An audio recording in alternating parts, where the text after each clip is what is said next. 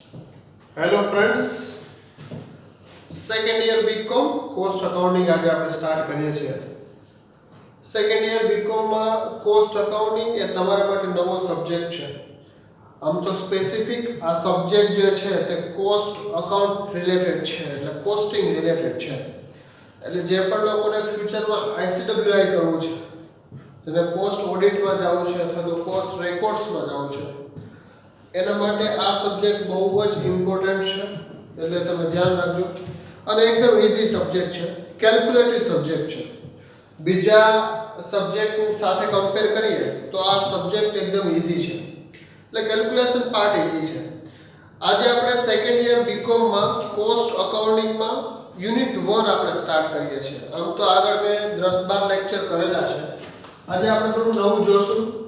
અને material issue, જ્યારે કોઈ કંપની મટીરીયલ પરચેઝ કરે તો એ મટીરીયલ પરચેઝ કરી અને પોતાના સ્ટોર ડિપાર્ટમેન્ટમાં મૂકે, અને સ્ટોર ડિપાર્ટમેન્ટમાંથી પછી એ મટીરીયલ ધીરે પ્રોડક્શન માટે ઇશ્યુ કરે. તો આ જે મટીરીયલ ઇશ્યુ થાય છે તેની ઘણી બધી મેથડ છે, ઘણી બધી પ્રોસેસ છે.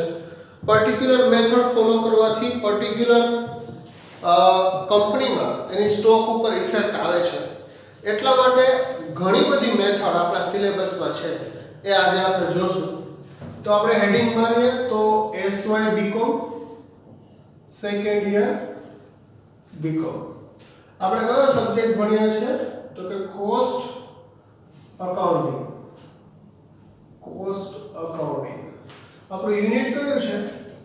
યુનિટ છે 1. ચેપ્ટર કયું છે?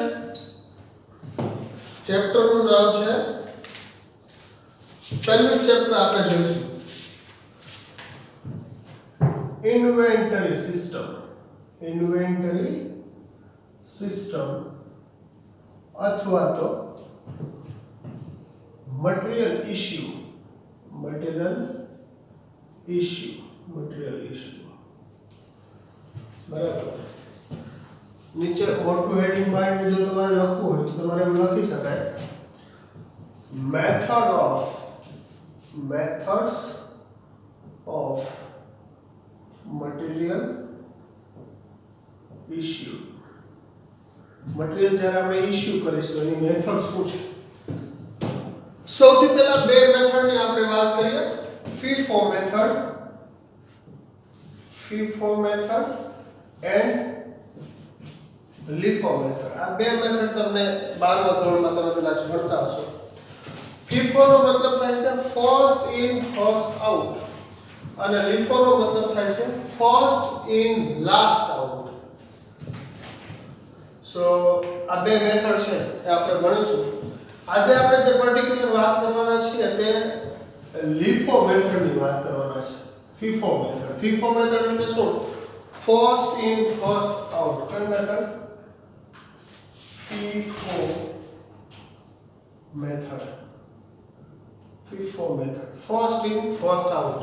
એનો મતલબ એવો થયો કે કંપનીમાં જે મટીરીયલ પહેલા આવશે તે પ્રોડક્શન માટે પહેલા ઇશ્યુ થશે. હવે આ બધું કરવાની જરૂર શું કામ પડે? તો કે at the end of year જ્યારે આપણે ક્લોઝિંગ સ્ટોકનું વેલ્યુએશન કરશું, ત્યારે ક્લોઝિંગ સ્ટોકનું વેલ્યુએશન એ સ્ટોરમાં પડેલા મટીરીયલ ઉપર કેટલા રેટથી કરીશું એના ઉપર ડિપેન્ડ છે. એટલા માટે FIFO, LIFO, weighted average, simple weighted average, આ બધી મેથડ છે. વન બાય વન આપણે મેથડ જોવાનો પ્રયત્ન કરીશું. પહેલી મેથડ છે FIFO મેથડ. FIFO નો મતલબ થાય છે ફર્સ્ટ ઇન ફર્સ્ટ આઉટ. જે બી મટીરીયલ કંપનીમાં પહેલા આવશે તે મટીરીયલ કંપનીમાં પહેલા ઇશ્યુ થશે. આને કહેશું આપણે FIFO મેથડ. અમુક એનું ફોર્મેટ છે, એ ફોર્મેટ આપણે બધા યાદ રાખી લેવું જોઈએ, કારણ કે બધા સમમાં સેમ ફોર્મેટ યુઝ થશે. સૌથી પહેલા પેજ નંબર 9 ઉપર, પેજ નંબર 8 અને પેજ નંબર 9 ઉપર એક્ઝામ્પલ આપેલા છે. આપણે આજે પહેલો એક્ઝામ્પલ કરીશું, એક્ઝામ્પલ નંબર 1. સૌથી પહેલા આપણે શું લખીશું? ડેટ. શું લખીશું? ડેટ લખીશું. જરા કોલમ બરાબર જોઈ લેજો. ડેટ લખીશું. પછી આપણે લખીશું પર્ટિક્યુલર. શું લખીશું? particulars. Particulars. પછી મટીરીયલ રિસીપ્ટ થશે. ભાઈ રિસીપ્ટ થશે પછી ઇશ્યુ થાય ને, કે ઇશ્યુ થાય પછી રિસીપ્ટ થાય નહીં. પહેલા રિસીપ્ટ થશે એટલે આપણે શું લખીશું? રિસીપ્ટ લખીશું. આ રિસીપ્ટ થઈ ગઈ આપણી.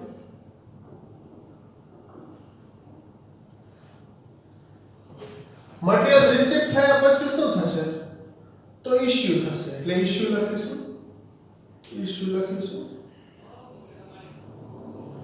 અને રિસીપ્ટ થયું, ઇશ્યુ થયું, તો પછી શું બચશે? તો કે બેલેન્સ બચશે. મારી પાસે શું બચશે? બેલેન્સ. આવી રીતે આપણે કોલમ બનાવીશું. જરા ધ્યાન રાખજો. ડેટ, પર્ટિક્યુલર, રિસીપ્ટ, ઇશ્યુ અને બેલેન્સ. રિસીપ્ટમાં પણ 3 કોલમ પડશે એટલે એક ક્વોન્ટિટી નું કોલમ પડશે. Quantity, okay. પછી આવશે એનો રેટ અને પછી આવશે અમાઉન્ટ. અહીંયા લખીશું આપણે ક્વોન્ટિટી, અહીંયા લખીશું રેટ અને અહીંયા આવશે અમાઉન્ટ. આ થઈ ગઈ રિસીપ્ટ. સેમ એવી જ રીતે ઇશ્યુમાં થશે. Quantity, yes, quantity, rate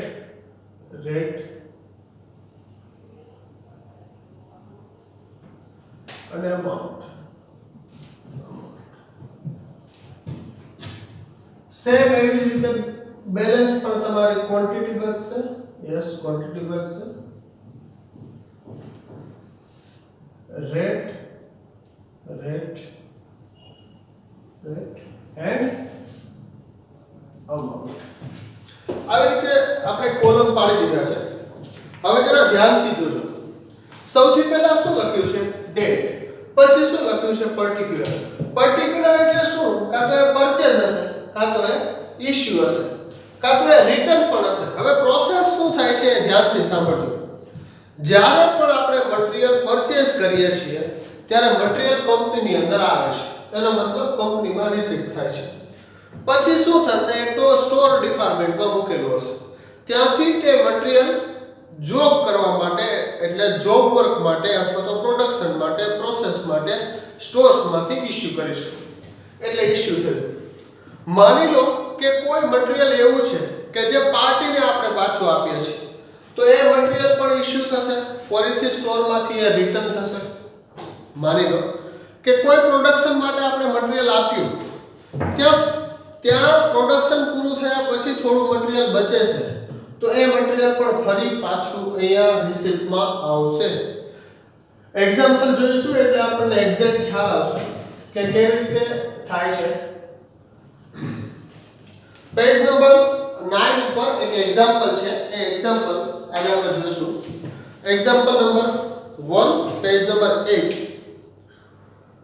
From the following particular of Raj Moti Limited, prepare stock register as per FIFO method. FIFO method થી stock register બનાવવાનું છે. First in first out થી stock register આપણે બનાવવાનું છે. એક્ટિવિટી આપી છે. શું આપી છે? Date, receipt, quantity, rate. Date, receipt, quantity એ આપણને આપ્યું છે. ડેટમાં જો મે 2020 એનો મતલબ 1 મહિનાની એક્ટિવિટી આપણને આપી છે. 4th મે શું થાય છે? Purchase of row material. કેટલું પરચેઝ કર્યું? 500 યુનિટ. કયા રેટથી પરચેઝ કર્યું? 5 રૂપિયાના રેટથી. ઓકે. પછી ડેટ કઈ આવશે ભાઈ? 15 નહીં આવે, 7 આવશે. બાજુમાં લખેલી છે 7 તારીખ. Goods sold. ગુડ્સ સોલ્ડ કર્યા તો એનો મતલબ એવો થયો કે આપણું ઇશ્યુ થયું. પછી 15 તારીખે ફરી પાછું રો મટીરીયલ પરચેઝ કર્યું.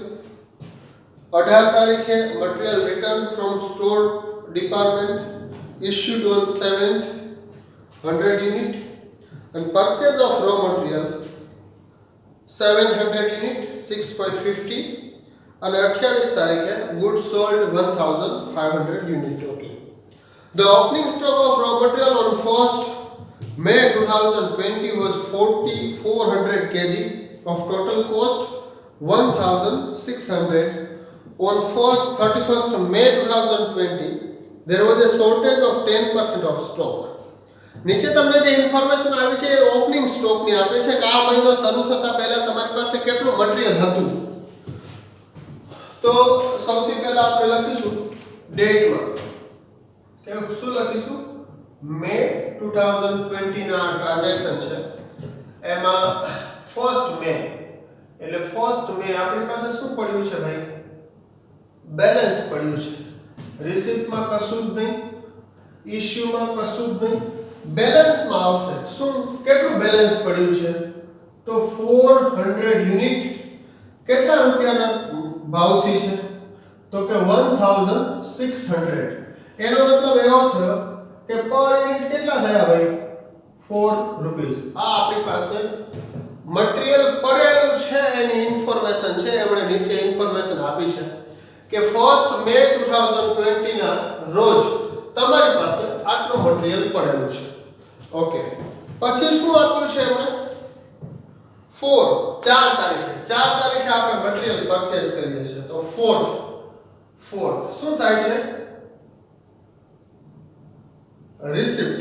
શું થાય છે રિસિપ્ટ હોય તો રિસિપ્ટના કોલમમાં લખીશું કેટલી રિસિપ્ટ થાય છે સો 500 યુનિટ કયા ભાવથી 5 રેટ એનો છે 5 સો ટોટલ કેટલું થશે 25 2500. ઇશ્યુમાં કશું જ નહીં. હવે અહીંયા ખાસ ધ્યાન રાખવાની જરૂર છે. જુઓ હવે તમારી પાસે બેલેન્સ કેટલું વધ્યું તો એક તો તમારી પાસે 400 ઓલરેડી પડેલા હતા અને બીજું 4 તારીખે તમે નવા મટીરીયલ મંગાવ્યું તો હવે તમારી પાસે બેલેન્સ કેટલું થશે સો 400 આ જે જૂનું પડ્યું છે તે 1600 અને પ્લસ તમે જે નવું લઈને આવ્યા તે કેટલું છે 500 5 and 2500. ઓકે યસ આ આપણી પાસે બેલેન્સ પડ્યું છે. This is my balance. હવે શું થાય છે તો કે 7th મે ના શું થાય છે ભાઈ 7th મે ના ગુડ્સ સોલ્ડ કરે છે. શું કરે છે એનો મતલબ ઇશ્યુ કરે છે. સોલ્ડ કરવું એટલે ઇશ્યુ કરવું અથવા તો સોલ્ડ કરવું. ઇશ્યુ કરે છે તો ઇશ્યુ કરશે તો રિસિપ્ટના કોલમમાં શું આવશે કશું જ નહીં. કેટલું ઇશ્યુ કરે છે સો 400 યુનિટ ઇશ્યુ કરે છે કયા રેટથી હવે 400 યુનિટ ઇશ્યુ કરે છે એનો રેટ તમને આપ્યો નથી. જો નથી આપ્યો એનો મતલબ એવો થયો કે આ સિસ્ટમ કઈ છે FIFO મેથડ. FIFO નો મતલબ એવો થયો કે પહેલા તમારી પાસે જે યુનિટ પડ્યા છે તે પહેલા જશે. એનો મતલબ એવો થયો કે 400 યુનિટ નો ભાવ કેટલો લાગશે 4 સો 4 1600 ફોર એક્ઝામ્પલ માની લો કે અહીંયા 500 હોત તો 400 તમે આ લે અને 100 યુનિટ તમે અહીંયાથી કરો એનો મતલબ એવો થયો કે 100 into 5 it is 500. આપણે એવું કીધું હોત કે 500 યુનિટ તમે ઇશ્યુ કરો છો તો 400 જૂના ફર્સ્ટ ઇન ફર્સ્ટ આઉટ એટલે ફર્સ્ટ માં જે છે તે ફર્સ્ટ આપણે કરીશું. તો 500 યુનિટ યદી હોત તો શું કરત 400 જૂના કાઢ્યા અને 100 500 માંથી કાઢ્યા તો 100 નો રેટ કેટલો આવશે 5. નાઉ અહીંયા આપણે કીધું છે ઓન્લી 400 યુનિટ. કેટલા કીધા છે 400. તો જૂના જેટલા પણ યુનિટ હતા તે 400 યુનિટ ઇશ્યુ થઈ ગયા. હવે તમારી પાસે બેલેન્સ કેટલી વધી તો તમારી પાસે બેલેન્સ વધી 500 5 and 2500. આ આખો પ્રોસેસ છે. ફર્સ્ટ ઇન ફર્સ્ટ આઉટ નો મતલબ એવો થયો કે ફર્સ્ટ પર જે ક્વોન્ટિટી પડી છે તે પહેલા ઇશ્યુ થશે અને પછી સેકન્ડ ક્વોન્ટિટી ઇશ્યુ થશે. હવે 7 પછી કઈ તારીખ આવશે 15 તારીખે શું થાય છે તો કે રિસિપ્ટ ઓફ મટીરીયલ. રિસિપ્ટ કેટલી રિસિપ્ટ થાય છે 600 એનો રેટ શું છે 6 તો 3600 ઇશ્યુમાં કશું જ નહીં આવે આ આપણી પાસે બેલેન્સ બચ્યું હતું હવે શું થશે તમારી પાસે બેલેન્સ 15 તારીખે કેટલું હતું તો કે જૂનું તમારી પાસે 500 વધ્યું હતું તે અને નવું તમે પરચેસ કર્યું કેટલું 600 so 600 6 so 3600 આ તમારી પાસે બેલેન્સ રહ્યું ઓકે હવે શું થાય છે 15 તારીખ ગઈ 18 તારીખે શું થાય છે return of material from production ડિપાર્ટમેન્ટમાં તમે જે મટીરીયલ ઇશ્યુ કર્યું હતું તે રિટર્ન થાય છે કયું મટીરીયલ તો કે 7 તારીખે જે મટીરીયલ ઇશ્યુ કર્યું હતું તે રિટર્ન થાય છે રિટર્ન થશે તો ક્યાં આવશે ભાઈ રિસિપ્ટમાં આવશે એનો મતલબ એવો થયો કે 18th May return from production department return from production કેટલા યુનિટ પાછા આવ્યા 100 હવે અહીંયા ધ્યાન રાખજો એમણે એવું કીધું છે કે 7 તારીખે જે મટીરીયલ ઇશ્યુ કર્યું હતું તે મટીરીયલ પાછું આવ્યું છે તો તેનો રેટ શું લાગશે ભાઈ 4 સો કેટલા આવશે અહીંયા કેટલો રેટ થી ઇશ્યુ કર્યું હતું એ જ રેટ થી આપણે પાછું આવશે 4 સો હવે આપણી પાસે બેલેન્સ કેટલું થઈ ગયું જુઓ અહીંયા ધ્યાન રાખજો આ 100 છે જૂના છે એનો મતલબ એવો છે કે ફર્સ્ટ માં જૂના પહેલા લખીશું અને પછી આ જે બે ક્વોન્ટિટી છે તે લખીશું સો આપણી પાસે બેલેન્સ વધ્યું 100 4 400 500 5 2500 600 6 અને 3600 આ આપણી પાસે અત્યારે બેલેન્સ મટીરીયલ આટલું પડ્યું છે આમાં કોઈ ડાઉટ છે નહીં હવે આગળ શું કહે છે 18 તારીખ ગઈ હવે કેટલી તારીખ આવશે 25 તારીખે શું થાય છે ભાઈ જરા ધ્યાન આપો purchase of row material purchase કર્યું એનો મતલબ શું થયો રિસિપ્ટ કર્યું કેટલું તો કે 700 યુનિટ and 650 6.5 રૂપિયા લઈને પરચેઝ કર્યું સો 4550 ઇશ્યુમાં શું આવશે કશું જ નહીં હવે આપણી પાસે બેલેન્સ કેટલું પડ્યું છે એ તમે જરા ધ્યાનથી જુઓ તો 100 units 500 units and 600 units 4 5 6 400 2500 and 3600 આટલું ઓલરેડી પડેલું હતું અને નવું આ આવ્યું કેટલું 700 6.5 ના ભાવથી તો કેટલું થયું સો 4550 ઓકે નાઉ આટલું બેલેન્સ મારી પાસે પડેલું છે હવે શું થાય છે 25 તારીખ પછી 28 તારીખે શું થયું ભાઈ ગુડ સોલ્ડ કર્યું એનો મતલબ ઇશ્યુ કર્યો શું કર્યું ઇશ્યુ એસા તો રિસિપ્ટમાં કશું આવશે નહીં કેટલું ઇશ્યુ કરે છે ભાઈ 1500 હવે ધ્યાન રાખજો 1500 જે ઇશ્યુ થાય છે એમાં 100 પહેલા જશે પછી 500 જશે પછી 600 જશે અને જરૂર પડશે તો થઈ 700 માંથી કાઢીશું તો પહેલા કેટલું ઇશ્યુ કરીશું 100 કયા ભાવથી 4 400 પછી કેટલું થયું આપણે ટોટલ 1500 યુનિટ ઇશ્યુ કરવાના છે આમાંથી પછી કેટલું થયું 500 5 સો 2500 પછી કેટલું થયું 600 6 સો 3600 1500 યુનિટમાંથી 100 500 અને 600 આટલા ગયા તો કેટલા થયા 600 1200 હજુ કેટલા બાકી રહ્યા 300 તો એ 300 શેમાંથી કાઢીશું બેલેન્સ ક્વોન્ટિટી 700 માંથી કાઢીશું 300 ભાવ કયો લગાડશું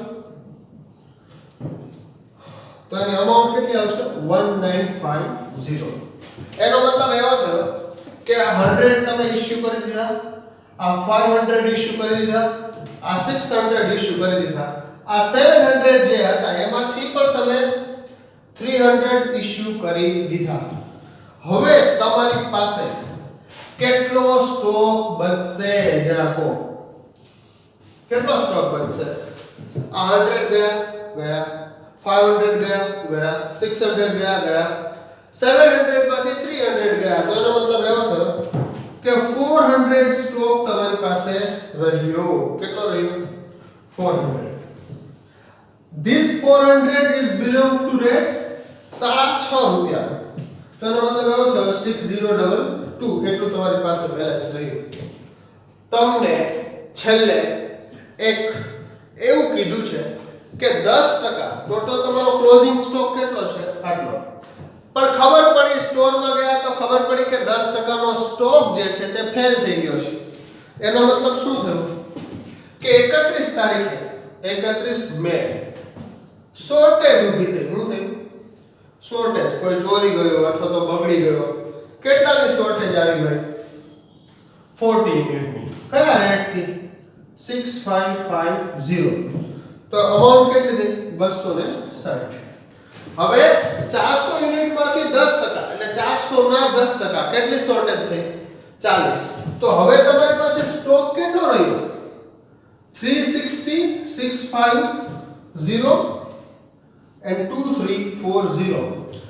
બેલેન્સ શીટમાં તમે જ્યારે સ્ટોક લખશો ત્યારે કેટલો સ્ટોક લખશો? 2340 ઓન્લી. આ થયું તમારા ક્લોઝિંગ સ્ટોકનું વેલ્યુએશન. ફર્સ્ટ યરમાં તમે જ્યારે સ્ટોક ટ્રેડિંગ ખાતામાં લખતા હતા ત્યારે તમને ખબર નહોતી કે આ સ્ટોક ક્યાંથી આવે છે. હવે તમે સેકન્ડ યરમાં જ્યારે સ્ટડી કરો છો ત્યારે તમને ખબર પડી કે આ સ્ટોક જે છે તે સ્ટોક વેલ્યુએશન કરીને આવે છે. એનો મતલબ એવો થયો કે આ ક્લોઝિંગ સ્ટોક અને ઓપનિંગ સ્ટોક આ કઈ મેથડ છે? તો કે આ FIFO મેથડ છે. આ FIFO મેથડથી આપણે સમ કર્યો. FIFO મેથડની મેઇન ખાસિયત શું છે? તો જે બી મટીરીયલ આપણી પાસે બેલેન્સમાં પડ્યું છે જ્યારે ઇશ્યુ કરીશું ત્યારે ફર્સ્ટ જે મટીરીયલ છે તે ફર્સ્ટ જશે અને સેકન્ડ મટીરીયલ સેકન્ડ જશે. એનો મતલબ એવો થયો કે કન્ટિન્યુઅસલી માની લો કે પ્રાઇસ રિડક્શન થતી હોય. શું થતું હોય? ધ્યાન રાખજો. કન્ટિન્યુઅસલી પ્રાઇસ રિડક્શન થતી હોય તો તમે જે મટીરીયલ ઇશ્યુ કરશો તે રિડક્શન પ્રાઇસ થી કરશો. એનો મતલબ એવો કે ક્લોઝિંગ સ્ટોકનું વેલ્યુએશન ઓછું આવશે. હવે તમને એવો પ્રશ્ન થશે સર ક્લોઝિંગ સ્ટોકનું વેલ્યુએશન ઓછું આવે તો એ સારું કે ખરાબ? ક્લોઝિંગ સ્ટોક ઓછો હશે તો પ્રોફિટ પણ ઓછો બતાવવો પડશે અને પ્રોફિટ ઓછો બતાવવો પડશે તો ઇન્કમ ટેક્સ ઓછો ભરવો પડશે. એટલા માટે કન્ટિન્યુઅસલી જ્યારે પ્રાઇસ રિડક્શન થતી હશે, પરચેઝની પ્રાઇસ ઘટતી હશે ત્યારે આ મેથડ સુટેબલ છે. કઈ મેથડ? FIFO method. FIFO મેથડના 5-6 સમ છે અમારા બુકમાં. હું તમને હજુ 3-4 સમ કરાવીશ અને પછી આપણે LIFO મેથડ ઉપર જઈશું. આજ માટે આટલું રાખીએ. નેક્સ્ટ લેક્ચરમાં આપણે આના પછીનો જે સમ છે તમારી રીતે તમે ટ્રાય કરજો. નેક્સ્ટ સમ બીજા નંબરનો સમ આપણે કરીશું. ઘણા દિવસ પછી આપણે ચાલુ કર્યું છે. થોડું સ્પીડમાં પણ હું જઈશ એટલે જરા જોજો. સેકન્ડ લેક્ચરમાં સેકન્ડ સમ આપણે FIFO મેથડનો જ કરીશું. Okay, bye bye.